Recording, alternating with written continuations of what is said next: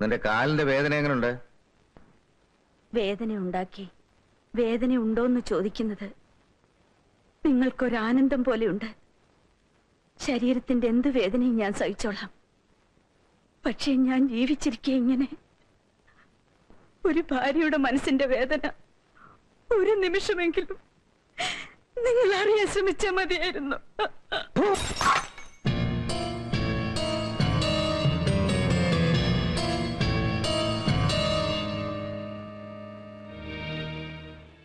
പറഞ്ഞ സ്ഥലങ്ങളിലൊക്കെ ഞാൻ തന്നെ പോയി അന്വേഷിച്ചിരുന്നു. ഒരു പ്രയോജനം ഉണ്ടായില്ല. ഇൻസ്പെക്ടർ 2 തവണ ഇവിടെ വന്നിരുന്നു. അയാളെ കാര്യമായിട്ടൊന്ന് കാണണം.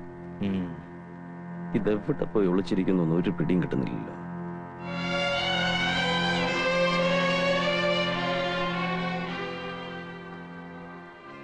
എവിടെ വേണേ പോയി ഒളിച്ചിരിക്കട്ടെ, കണ്ടുപിടിക്കാനുള്ള വഴികളൊക്കെ എന്റെ കയ്യിലുണ്ട്.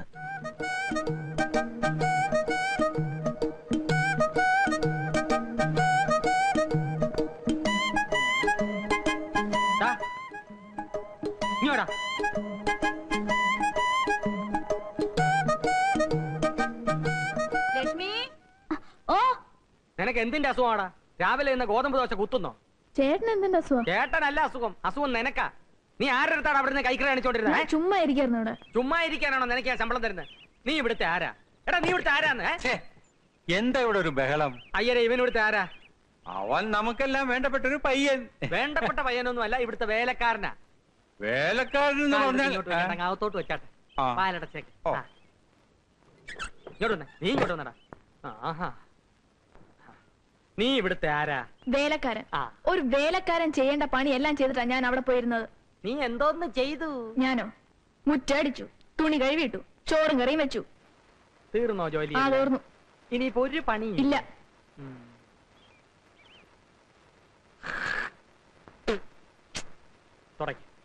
ചേട്ടൻ എന്ത് പണിയായി കാണിച്ചത്? തുപ്പി. മുറ്റ തുപ്പാൻ മേലായിരുന്നോ? എനിക്കിപ്പോ ഇവിടെ തുപ്പാനാണ് തോന്നിയത്. എവിടെയാണെങ്കിലും തുപ്പുക എന്നുള്ളത് എന്റെ ജോലി, അത് തുടയ്ക്കുക എന്നുള്ളത് നിന്റെ ജോലി. കാരണം നീ ഇവിടുത്തെ വേലക്കാരനാണ്. തുടക്കടാ, തുടക്കടാ. പോയി കഴുകിക്കൊണ്ടോടാ. രാവിലെ എഴുന്നേറ്റ് കുളിച്ച് ഷർട്ടിനകത്ത് കയറി നടന്നോളൂ. 10 പേര് കണ്ടാലെങ്കിലും വേലക്കാരനാണെന്ന് തോന്നണ്ടേ?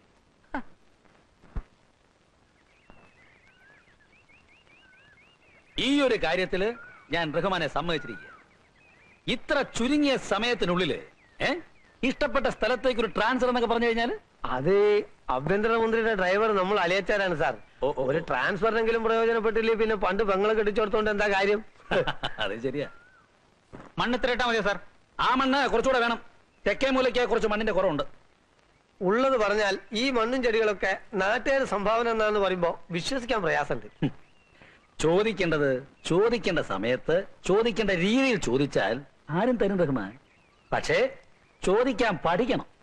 പോലീസുകാരനെ ചോദിക്കാൻ ആരെങ്കിലും പഠിപ്പിക്കണോ സാറേ? അവന്റെ ജന്മം തന്നെ ചോദിച്ചു മുടിയാനുള്ളതല്ലേ? ഇൻസ്പെക്ടർ സാറേ, അവിടുന്ന് മനസ്സ് വിചാരിച്ച് എന്തെങ്കിലും ചെയ്തു തന്നേ പറ്റൂ. കൊച്ചെ, നീ കാര്യം വെട്ടി തുറന്നു പറ. തലയും വാലില്ലാതെ അദ്ദേഹം എന്തെങ്കിലും ചെയ്യണമെന്ന് പറഞ്ഞാൽ എന്താ മനസ്സിലാക്കേണ്ടത്? അതൊക്കെ അദ്ദേഹത്തിന് അറിയാം. ഞാൻ ഒരാഴ്ചയായിട്ട് പുറകെ നടക്കല്ലേ സാറേ. റഹ്മാൻ, സ്വന്തം അനിയനെ വീട്ടുപറമ്പിൽ നിന്ന് പുറത്താക്കണമെന്നാണ് പരാതി. ഒരമ്മയുടെ വയറ്റിൽ നിന്ന് വന്നവർ തമ്മിൽ ഇങ്ങനെ കലയിക്കുന്നത് ശരിയാണെന്ന് ചോദിക്കും. ഒരമ്മയുടെ വയറ്റിൽ നിന്ന് വന്ന മാതിരി അല്ല സാറേ അവന്റെ കയ്യിലിരിപ്പ്. നിങ്ങളുടെ കയ്യിലിരിപ്പ് ശരിയില്ലെന്നാണ് അയാളെ പരാതി. സാർ, ഞാൻ പറയുന്ന വിശ്വസിക്കും. എനിക്ക് വേണ്ടി ഇതൊന്ന് ചെയ്തു തന്നേ പറ്റൂ. സാറിന് പുണ്യം കിട്ടും. പുണ്യമല്ലാതെ എന്ത് കിട്ടും?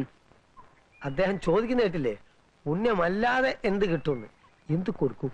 അയ്യോ, ഞങ്ങള് പാവത്തുങ്ങളാ സാറേ. ആ, ഒരു 500 രൂപ കൊണ്ടൊന്നല്ല ശരിയാകാം. അയ്യോ എന്ന് വേണമെങ്കിൽ എനിക്ക് പറയാം. പക്ഷെ ഞാനത് പറയില്ല. അത് സാറ് ചോദിക്കും. പിന്നെ നന്നായി ആലോചിച്ച് പറ. സാറ് സാറിന്റെ മനസ്സ് തുറന്ന് പറഞ്ഞാലല്ലേ എനിക്ക് എന്റെ മനസ്സ് തുറക്കാൻ പറ്റൂ. എന്ത് പണി ചെയ്താ നിങ്ങൾ കഴിയുന്നത്? 5-8 പശുക്കളുണ്ട് സാറേ. അതിന്റെ പാല് വിറ്റാ ഞങ്ങൾ കഴിയുന്നത്. പാല് നിങ്ങൾ എടുത്തോ? ചാണകഞ്ഞുണ്ടോ? ചാണകോ? ഈ സമയത്ത് കുറച്ച് ചാണകപ്പൊടിയുടെ കറികളുണ്ടല്ലോ. ഈ ചെടികളുടെ ഗെറ്റപ്പ് വേറെ ആയിരിക്കും. അയ്യോ, ചാണകം എത്ര വേണേലും കൊണ്ടുവരാം. ചെല്ലേ റഹ്മാൻ സാർ, ചോദിച്ചു വാങ്ങുന്നത് എന്തും കൈക്കൂലിയാണെന്നാണ് അമ്മ പറയാറുള്ളത്. അപ്പൊ ആ നിലയ്ക്ക് ചാണകവും കൈക്കൂലിയാണ്. ഇപ്പോഴാണ് സാർ എനിക്കൊരു കാര്യം ബോധ്യമായത്. ചോദിക്കേണ്ടത് ചോദിക്കേണ്ട രീതിയിൽ ചോദിക്കേണ്ട സമയത്ത് ചോദിച്ചാൽ ചാണകവും കിട്ടുമെന്ന്. സാർ ഈ ആഴ്ചത്തെ മനോരമ വേണോ? ആ വേണോ, അതിനെ ഞാൻ ഇത്ര നേരം കാത്തിരുന്നേ. ഒന്ന് താന്നേ, ആ ജോൺസന്റെ നോവൽ വായിച്ചിട്ട് ഉടനെ അങ്ങ് തരാലോ. പ്ലീസ് ഒന്ന് താന്നേ, പ്ലീസ് ഒന്ന് താന്നേ, പ്ലീസ്. ഞാൻ വായിച്ചിട്ട് ഉടനെ തരാം.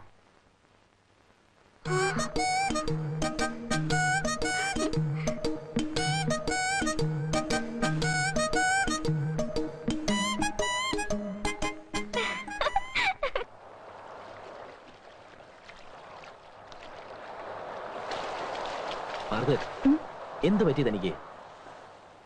എനിക്കറിഞ്ഞൂടാ. ഇതുവരെ എനിക്ക് ചെറിയാനോട് മിണ്ടാനും പെരുമാറാനും വിഷമമില്ലായിരുന്നു.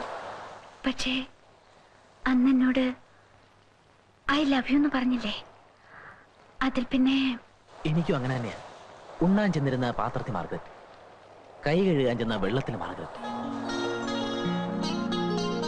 ചെറിയാനെ, എനിക്ക് ജീവിതത്തിൽ കിട്ടാത്തത് ഒന്ന് മാത്രമേ ഉള്ളൂ, സ്നേഹം. എന്റെ കയ്യിൽ സ്നേഹം ഇഷ്ടം പോലെയുണ്ട്, പക്ഷെ സ്വസ്ഥത അതൊരു തരി പോലുമില്ല. എന്താ ചെറിയാൻ ഇത്ര വിഷമം? ആ, വയസ്സ് ഇത്രയൊക്കെ ആയില്ലേ.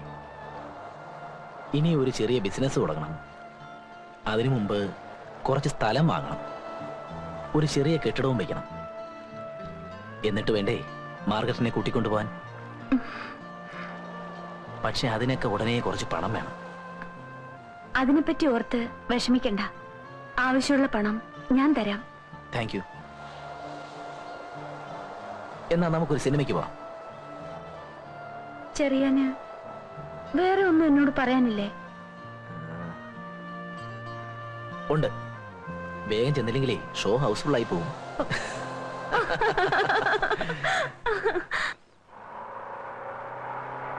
എല്ലാം കൂടെ നീ എടുക്കണ്ട, ആ പാക്കറ്റ് ഞാൻ തരാം. വേണ്ട ഏട്ടാ, ഞാൻ വെച്ചോളാം. ചേട്ടന് മാത്രമേ ഉള്ളൂ എന്നോട് ഇത്രയും സ്നേഹം. ആ പിശാടി ചേട്ടൻ സമയം കിട്ടി അപ്പൊ എന്നെ കുറ്റപ്പെടുത്തും. അപ്പൊ ചെറിയാനോ? ആ ചേട്ടൻ പിന്നെയും ഭേദാ. അയ്യരെങ്ങനെയുണ്ട്? അങ്ങേരെ ആള് പോവാ, പക്ഷെ എന്നെ ഭയങ്കര പേടിയാ. എപ്പോഴും എന്റെ കൈയും കാലും കാണിച്ചോണ്ടിരിക്കണം. അങ്ങേര് വീട്ടിലേക്ക് ഒരു സാധനവും മേടിക്കത്തില്ല കേട്ടോ, എല്ലാം നമ്മുടെ വീട്ടിൽ നിന്ന് ഓസാ. ഏതായാലും നീ ആരെയും വെറുപ്പിക്കണ്ട. അവരെല്ലാം നിന്നെ പറ്റി നല്ലത് പറയുന്ന കേൾക്കാനാ എനിക്കിഷ്ടം.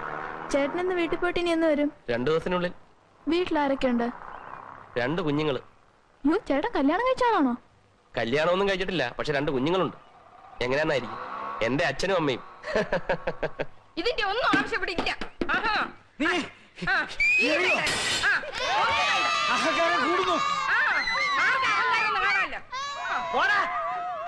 നിനക്ക് തൃപ്തിയായോ?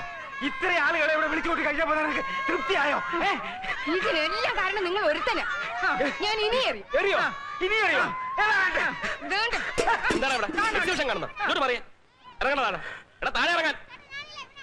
പോടാ, പോയിരടാ.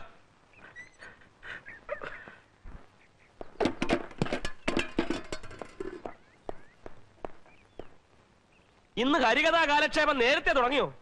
എന്റെ അമ്മേ, എന്റെ അച്ഛ, എന്തിനാ എന്റെ മാനം ഇങ്ങനെ കപ്പല് കയറ്റുന്നത്? 1950 എന്ത് സംഭവിച്ചെന്നാ? 50-അല്ലടാ മോനെ, 54 നീലക്കുയിൽ റിലീസായ ദിവസം നിന്റെ അമ്മ സിനിമ കാണാനായിട്ട് ഒരുങ്ങി ഇറങ്ങിയപ്പോ സുഖമില്ലാതെ കിടന്ന എന്റെ അമ്മ പോകണ്ടാന്ന് പറഞ്ഞു. അന്ന് കമാനൊരക്ഷരം മിണ്ടാതെ കണ്ണീര് ഒലിപ്പിച്ചു നിന്ന നിന്റെ ഈ അമ്മ ഇന്ന് നേരം വെളുത്തപ്പോ മുതല് ദംഷ്ട്രൈ കാണിച്ച് എന്റെ നേരെ ചാടി കയറാണ്. അമ്മേ, ഞാൻ ജനിക്കുന്നതിന് മുമ്പ് നടന്ന കാര്യം ജനിക്കുന്നതിന് മുമ്പ് തന്നെ തീർത്തുവിടായിരുന്നോ? അതെങ്ങനെയാ? അന്ന് ഇങ്ങേര് സിംഹം അല്ലായിരുന്നോ? ഇന്നല്ലേ പൂച്ച പോലെ ആയത്. എന്നാലും കാത്തിരുന്ന് കസവും കൊണ്ട് കൊടുത്ത് ഞാൻ ആ സിനിമയൊന്ന് കാണാൻ പോവാന്ന് വെച്ചപ്പോ കളവി തള്ള. എന്നാ ഞാനും പിടിക്കും. എന്നാ പിന്നെ ഞാൻ മാത്രമായിട്ടെന്നാ വെറുതെ ഇരിക്കുന്നത്? ഞാനും വേണ്ടടോ, നെഞ്ചു കലങ്ങി പോവും.